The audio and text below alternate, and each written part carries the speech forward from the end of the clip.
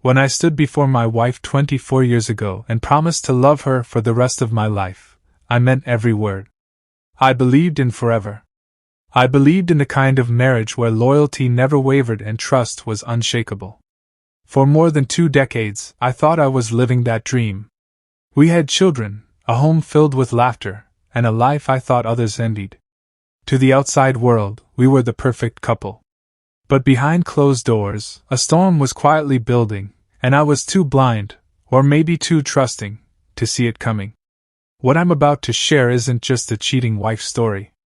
It's a story of betrayal and heartbreak, of hidden lies and painful discoveries, and of how one man lost everything he thought he knew, only to rise stronger from the ashes. It began with the smallest of shifts, the kind you almost brush aside. My wife started staying up later than usual, glued to her phone. At first, I didn't think much of it. We were both getting older, our routines changing, and I thought maybe she was just finding comfort in social media or reconnecting with friends. But then I noticed her laughing, really laughing, at her screen. A kind of laugh I hadn't heard in years, not since the early days of our marriage when every little thing between us felt like magic. One night, I walked into the living room and saw her tilt the phone quickly away, almost as if she didn't want me to see. When I asked what was so funny, she gave me a dismissive smile and said, "Oh, just a silly post." I wanted to believe her. And I did. Because after 24 years together, suspicion felt like a betrayal in itself. But slowly, the unease grew. She began paying more attention to her appearance, dressing up even when she was supposedly just running errands. She changed her hairstyle, started wearing perfume again, and bought new clothes without mentioning them to me. I told myself it was midlife insecurity, maybe her way of feeling youthful again. But deep inside, something restless stirred. It was our anniversary that finally cracked the illusion. I had planned a dinner at the restaurant she'd been hinting about for months. I wanted to surprise her, to rekindle something between us. But that afternoon, she called me at work, sounding exhausted, claiming she was sick. Headache, nausea, she said she just wanted to rest. I believed her and cancelled the reservation. But that evening, instead of rushing home, I stopped by a cafe for coffee. And that's when I saw her car parked outside. My heart sank. I walked in, and there she was, sitting across from a man I didn't recognize, her hand brushing against his as they leaned in close, their faces lit with joy. She looked alive, radiant, like the woman I had fallen for decades ago, but she wasn't shining that light on me. I froze. For a moment, I couldn't breathe. I wanted to shout, to demand answers, to shake her out of this nightmare she was weaving. But I didn't. I walked out quietly, my chest heavy, my vision blurred by tears I refused to let fall in public. That night, I barely spoke to her. She came home hours later, smiling softly, as if nothing had happened. She kissed me on the cheek, asked about my day, and cooked dinner like she hadn't just spent the evening holding another man's hand. That was the moment I realized how deeply she could lie. I couldn't sleep. My mind played the scene over and over, her smile, her laughter, the way her eyes lit up for him. Was I so blind? Had I missed the signs all along? Or had I simply chosen to ignore them because facing the truth was too painful? The days that followed were a blur of suspicion and hidden observation. I started noticing details I had ignored before. Her phone was suddenly locked with a new password. She spent hours shopping, but came back empty-handed. She claimed she was visiting her cousin, but her cousin casually mentioned not seeing her in weeks. Piece by piece, the puzzle formed, and it all pointed to the same conclusion: my wife was having an affair. One Saturday, she said she was going to help her cousin with wedding preparations. Something in me snapped. I waited a few minutes after she left, then followed her. My hands trembled on the steering wheel as I trailed her car across town. She didn't go anywhere near her cousin's place. Instead, she pulled into a hotel parking lot. I sat there, stomach twisting into knots, as I watched her smooth her dress and walk inside. Minutes later, the same man from the cafe appeared, and together they disappeared through the lobby doors. I couldn't bring myself to follow them inside. The truth was already clear. My wife, the woman I had loved fiercely and faithfully for 24 years, was cheating on me. I stayed in my car, gripping the wheel so tightly my knuckles turned white. Rage boiled inside me, but it was tangled with grief, confusion, and disbelief. How could she do this? How could she look me in the eyes every night and pretend? How could she so easily dismantle the life we had built? When she came home that evening, she acted normal again. She asked about dinner, teased me about forgetting to take out the trash, kissed me lightly before heading to shower. The lies rolled off her tongue so easily I almost convinced myself I had imagined it all. But I hadn't. I had seen it. And I knew it was real. I wanted to confront her then and there, but something stopped me. Confrontation meant explosion, divorce, scandal, the children caught in the crossfire. I wasn't ready for that, not yet. I needed proof. I needed to protect myself before I made a move. So I became a detective in my own marriage. I checked phone records, followed her on her errands, and quietly collected evidence. Each clue confirmed what I already knew: she was living a double life. She had one foot in our home and the other in a hotel room with another man. The worst part wasn't even the physical betrayal, it was the emotional one. She gave him her laughter, her energy, her late-night secrets. The intimacy that once belonged to me was now his. And that realization crushed me more than anything else. There were moments when I wanted to scream, to smash her phone, to demand the truth in front of the children so she couldn't deny it. But then I'd look at our kids, innocent and oblivious, and I swallowed the rage. They didn't deserve to be torn apart by their mother's lies and my pain. One night, lying awake while she slept peacefully beside me, I thought about the vows we had exchanged decades ago. For better or worse, in sickness and in health, till death do us part. I had taken every word seriously. But now I was lying next to a stranger who had broken them. I realized that my marriage had already died, the funeral just hadn't happened yet. Still, I wasn't ready to burn it all down. I wanted her to admit it first. I wanted her to confess, to give me the dignity of hearing the truth from her own lips instead of uncovering it through detective work. But she didn't. She kept lying. And the more she lied, the more I hardened inside. If you're still listening, don't forget to like this video. It keeps me motivated to share these real-life cheating stories. And tell me in the comments, what would you do if you found your spouse sneaking into a hotel after 24 years of marriage? As the weeks dragged on, I collected enough proof to end the marriage if I wanted to. Phone records, hidden conversations, suspicious withdrawals from our bank account. But a part of me still clung to hope. Hope that she would wake up, realize what she was throwing away, and fight for us. That hope was shattered the night I overheard her on the phone. She had stepped outside into the garden, probably thinking I was asleep. But the window was open, and her voice carried clearly into the bedroom. "I can't keep lying much longer," she whispered. "He's starting to get suspicious. But I love you. I'll figure it out." Love. She had never said that word to me in months, but she said it to him so easily. My chest tightened as if a knife had been driven straight into my heart. At that moment I knew, our marriage was beyond repair. But here's the thing about betrayal. It doesn't just destroy. It transforms. And though I didn't realize it then, her affair would eventually become the fire that forged me into someone stronger, someone freer, someone who thrived without her. But that is where the story begins to change. I sat in the dark that night, staring at the ceiling while she slept soundly beside me, completely unaware that I had heard every word she whispered into her phone. 24 years of marriage reduced to a secret conversation in the garden. 24 years of loyalty, erased by a single declaration of love meant for another man. I wanted to wake her up right then and demand answers, but instead, I lay frozen, consumed by a storm of anger and disbelief. The next morning, she acted as though nothing had happened.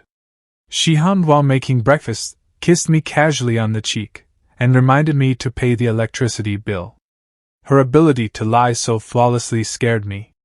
It made me wonder how long she had been practicing this deception, how many times she had come home from that hotel, wiped the guilt from her face, and pretended everything was normal.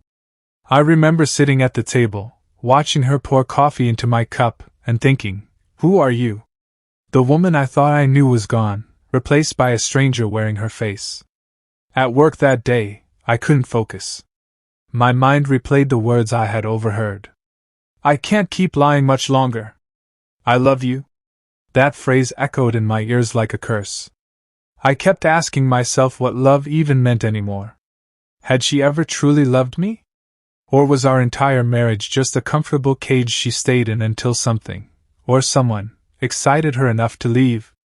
That night, when she left her phone unattended, I picked it up. The password was different again. She was one step ahead of me. I laughed bitterly. Here I was, a grown man, reduced to sneaking around in my own home, trying to outwit the woman who was supposed to be my partner.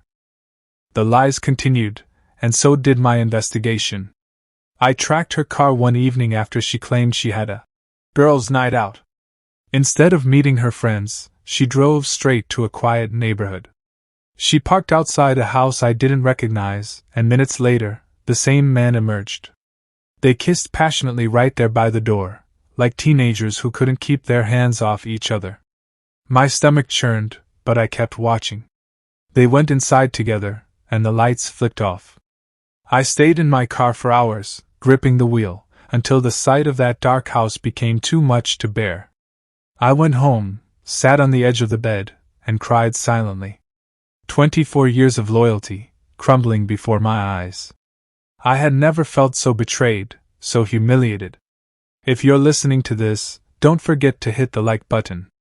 These emotional relationship stories are painful to share, but they carry lessons I hope will help others. I started to notice changes in myself. I was shorter with her, colder, distant. She noticed too. "Is everything okay?" she asked one night, placing a hand on my arm. Her touch, once a comfort, now felt poisonous. I pulled away and muttered, "Just tired." Inside, I wanted to scream, "How dare you ask me that when you're sneaking into another man's bed?" But I didn't. Not yet. The breaking point came 2 weeks later. I had hired a private investigator, something I never imagined I would do. He followed her for a week and delivered photos of her holding hands with him, kissing him in parking lots, walking into hotels. Hard, undeniable evidence. When I held those pictures in my hand, I felt both devastation and relief. The truth was no longer just suspicion. It was fact. I planned my confrontation carefully. I didn't want to scream or throw things. I wanted control. I wanted her to see that I wasn't a fool. It was a Friday evening. I asked her to sit down after dinner. She looked nervous, probably sensing the weight in my voice. "What's going on?" she asked, forcing a smile. I pulled out the photos and placed them on the table. Her face drained of color. She stared at them, her lips trembling. For a moment, she said nothing. Then she whispered, "I can explain." I laughed bitterly. "Explain what? That you've been lying to me? That the woman I thought I married doesn't exist anymore?" Tears welled in her eyes, but I didn't feel sorry for her. Not this time. She tried to reach for my hand, but I pulled away. "How long?" I demanded. "How long have you been betraying me?" She shook her head, covering her face with her hands. "It wasn't supposed to happen. It just did. Don't insult me," I snapped. "You don't accidentally end up in a hotel room with someone. This isn't some mistake. This is a choice you made." Repeatedly. For the first time in years, I saw fear in her eyes. Fear of losing everything. Fear of me walking away. And in that moment, I realized I had the power.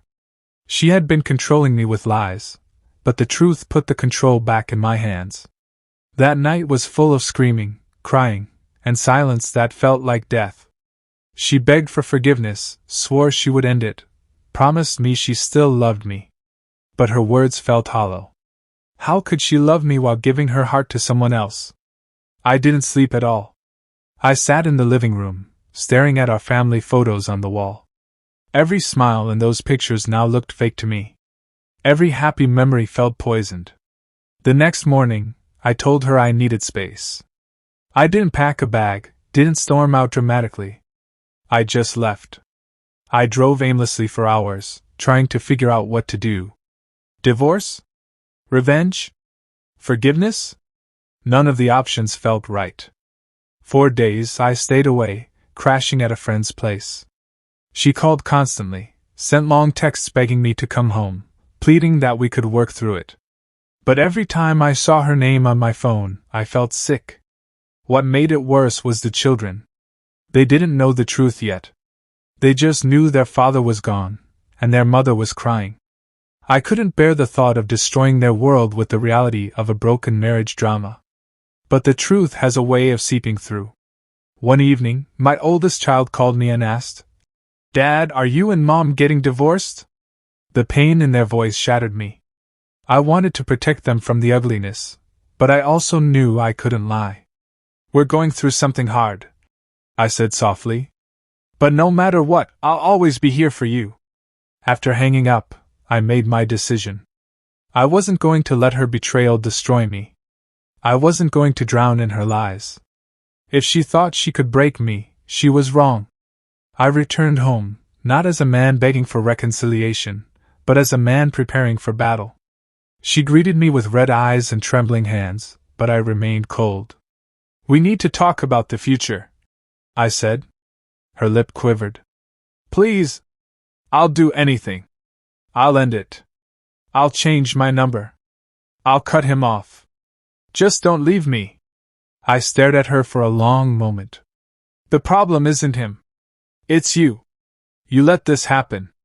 You betrayed me, not because you were unhappy, but because you wanted more. And now you've lost me." Her sobs filled the room, but I felt nothing. I was numb. The love I once had for her had burned to ashes.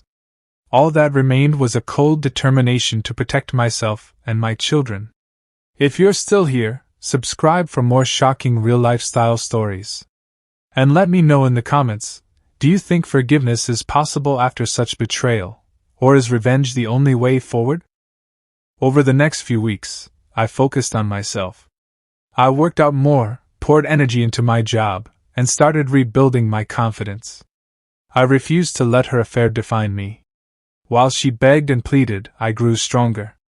While she crumbled under guilt, I thrived in my newfound independence. The affair had cost her everything, my trust, my respect, and eventually our marriage. But it gave me something too, clarity. Clarity that sometimes, the only way to heal is to walk away from the one who broke you. But my journey wasn't over. There were still decisions to be made, about divorce, about the kids, about the man she chose over me. And as I prepared to take the final steps, I knew the story was far from finished. I never thought I would be the kind of man who could walk away from a 24-year marriage without looking back. But by the time the dust of her betrayal settled, that's exactly who I had become. In the days after I confronted her, our house became a battlefield. She moved like a ghost, crying at the smallest things, begging for scraps of affection, while I withdrew further into myself. At night she would creep into the bedroom, trying to touch me, trying to rekindle what she had destroyed, but my body stiffened every time. The intimacy we once had was dead, and no apology could bring it back. The children noticed the tension. I caught my youngest staring at us during dinner, their little eyes darting between us, sensing something wasn't right. My oldest avoided being home altogether, spending hours with friends to escape the suffocating atmosphere. This wasn't just a cheating wife story anymore. It was a family tragedy unraveling in slow motion. One night, I decided enough was enough. I called her into the living room. She sat across from me, her hands trembling in her lap. "We can't keep doing this," I said firmly. Her eyes filled with tears. "I know. I'll do whatever it takes, just tell me what to do." "You don't get it," I said, my voice low. "There's nothing you can do. You made your choice when you let another man into your life. You gave him pieces of you that were supposed to be mine. You don't come back from that." Her sob broke the silence. "Please, I still love you." I shook my head. "No. You loved him. You still do. You don't cry in gardens, whispering I love you into the phone, if you're really mine. I deserve more than scraps, more than lies." She fell to her knees in front of me, clutching my hands. "Don't throw us away. Don't throw 24 years away." I looked down at her, and for the first time, I felt nothing. No anger, no sadness, just emptiness. That was when I realized the marriage was already gone. If you're still listening, don't forget to like this video. And tell me in the comments, if you were in my place, would you walk away or fight to forgive? The next week, I met with a lawyer. It felt surreal, sitting in an office discussing property, custody, and the division of a life I had spent decades building. But it also felt freeing. Like I was finally reclaiming control. When I handed her the divorce papers, she looked at me as if I had stabbed her. "You're really doing this?" she whispered. "Yes," I replied coldly. "You made your choice. Now I'm making mine." Her tears fell silently, and for a fleeting moment, I almost felt pity. Almost. But then I remembered the hotel, the laughter, the whispered phone calls. I remembered the photos of her in another man's arms. And the pity vanished. The months that followed were some of the hardest of my life. Divorce isn't just paperwork, it's grief, anger, endless nights of questioning yourself.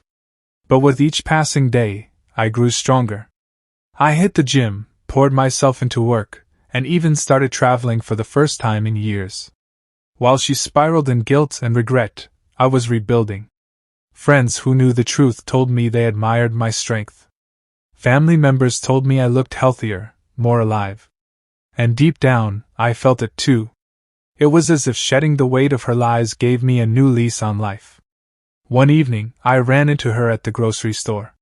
She looked worn down, her eyes hollow, her frame thinner than I remembered. She tried to smile, but it faltered. "How are you?" she asked softly. "I'm good," I said, and for once I meant it. She nodded, her eyes glistening. "I miss you." I looked at her for a long moment, then replied, "You miss who I was. But that man is gone." Then I walked away, leaving her standing in the aisle with tears streaming down her face. That night, lying in my new apartment, I felt something I hadn't felt in years: peace. No more secrets, no more lies. Just me, my kids, and a future I could finally look forward to. If you're here with me still, subscribe for more shocking real lifestyle stories. These aren't just tales of heartbreak, they're lessons in survival, in finding yourself after being broken. The affair had cost her everything. She lost me, her family, her stability. But me? I thrived. I built a new life, one rooted in honesty and self-respect. I discovered that forgiveness isn't always about letting someone back in, it's about freeing yourself from their grip. And here's the truth I want to leave you with: betrayal doesn't define you. It exposes them. It shows their weakness, not yours. You can choose revenge, you can choose forgiveness, or you can choose, like I did, to walk away and build something better. Because sometimes the greatest revenge on a cheating spouse is not screaming, not fighting, not clinging to what's already dead. Sometimes the greatest revenge is simply thriving without them.